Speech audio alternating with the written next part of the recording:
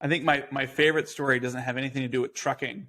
And it was, we had a manufacturer in Mexico who they were consigning all the parts to their manufacturer, and they were trying to build stuff, and they were in a backlog, and they they stopped production because they misplaced some screws. And these screws like weren't needed for the actual product. They went into like a kit that put it on the wall.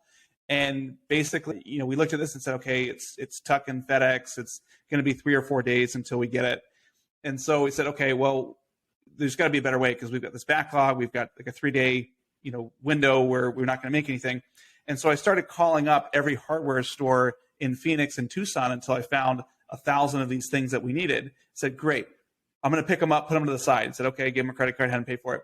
Then I called an Uber and had this guy pick up the materials from the hardware store and said, okay, I need you to drive to the border with Mexico. He's like, okay, I got this.